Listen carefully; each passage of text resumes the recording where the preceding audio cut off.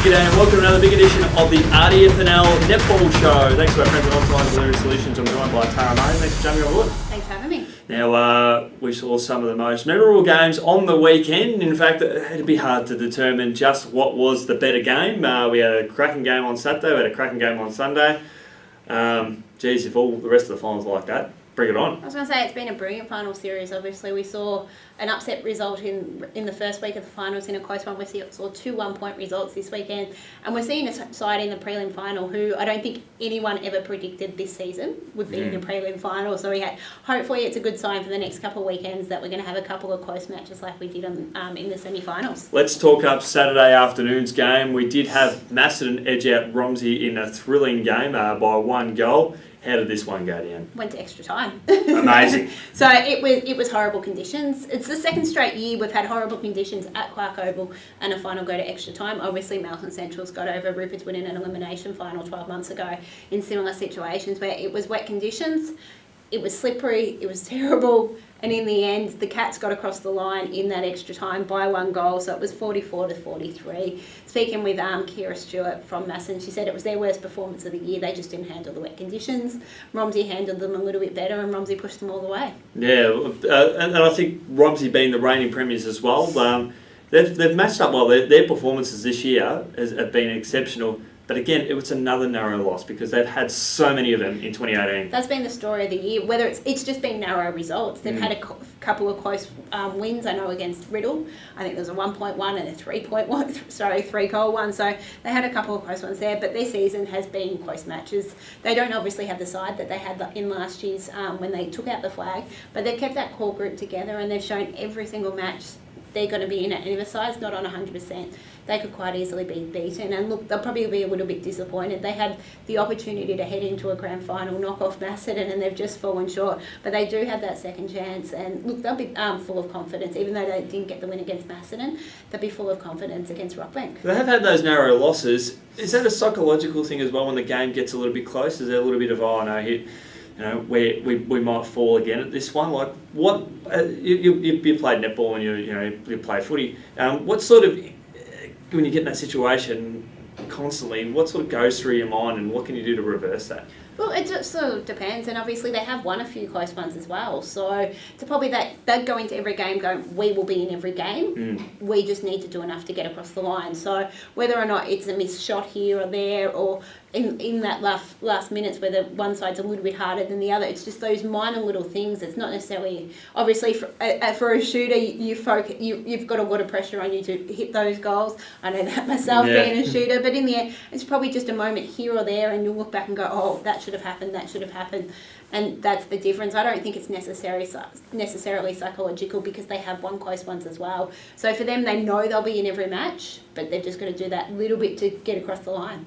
And a good win for Macedon too, probably one that they needed to be really pushed. Like a pretty comfortable win. I think they had the previous week too. And I thought the win in week 1 of the finals was probably their most important one of the year, considering what happened last year. So to go straight through the grand final, I think it's a reward for all the great work. Look, they've been the best side all season, and I think we've expected them to make it through to the grand final. They were tested towards the end of the season against Wongan as well, so they have been tested several times. I think Romsey was in front at half-time against them the first time, and they only just got over across the line there. So they've been tested a lot of times. They'll be doing a lot of training, I think, these 2 weeks, especially preparing in case it's wet weather again. They were disappointed with that. So, look, they got a win. They weren't happy with how they played, their worst performance of the year, but they're still through to the grand final.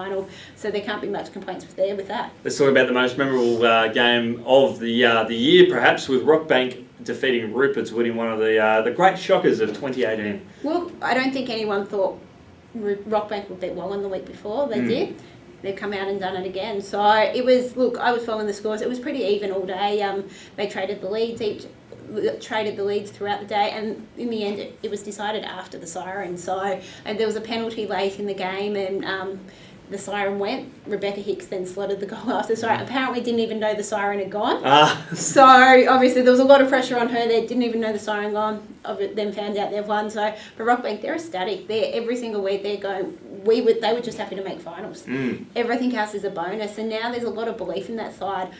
And they're undermanned as well. I think they only use 7 players on the weekends. They've got another player heading overseas this week, so they don't have a lot of depth with injuries and players away, but they just keep fighting, and they've upset Rupertswood, who have gone out of the finals in straight sets. Who were probably the second best side. They've basically taken down 2 of the 3 best sides in the comp all year, potentially. And like Wallen and Rupertswood, for mine, I'm really happy with their form line over the year that they form part of the top 3. And Rockbank have come out and beat both of them by a combined margin of 3 goals. And this is all due respect to Romsey as well. I know they've, but in terms of results.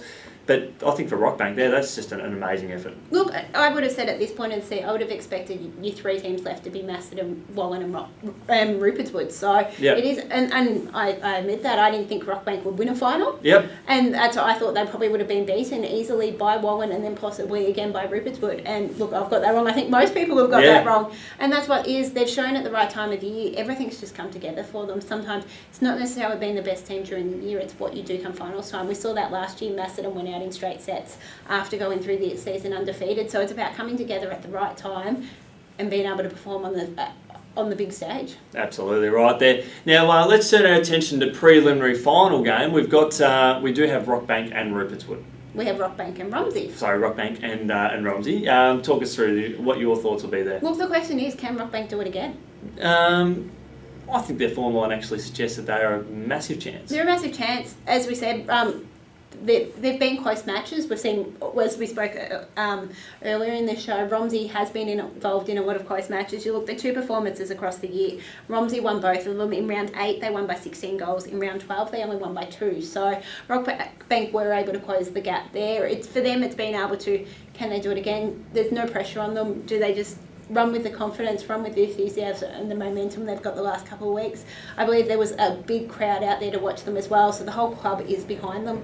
For Romsey, they would go into this match favourites. Obviously, they lost by 1 goal to Macedon, so they could have quite easily gone straight through to a grand final. So they still will enter the game as favourites, but we've seen Romsey's been involved in so many close ones and they've gone either way, so it could be another cracker. Whereas when Rockbank have been involved in close ones, the results have sort of gone their way. I think that the recent game between the 2 was an indication of just how far the Rams would come. It is. It shows how the gap's closed. Yep. Obviously, it's gone from 16 to 2, so that's shown the gap is closed. And Rockbank's got better and better as the season went on. Obviously, we saw them. They started their season with what we thought was an upset win against Melton Centrals, proved that Melton Centrals were one of the lower sides in the comp.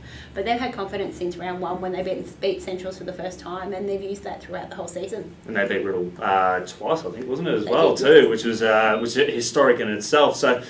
Your tip for this one is going to be the Redbacks? It is going to be the Redbacks based on the fact they were just short of a grand final. They've pushed Macedon all the way. But saying that, I've been wrong the last 2 weeks when it comes to Rockbank, and they could quite easily cause another upset. And you know which way I'll go. I'm all about the romance and sport, so I'll be tipping at the Rockbank Rams to get the win over that one. Is going to be an absolute belter of a preliminary final. It is Romsey v Rockbank over at Romsey Park. Get down there and enjoy. This is going to be one of the most memorable games of the year. Thanks to our friends at OnTime Delivery Solutions. Tara, thanks for jumping on board.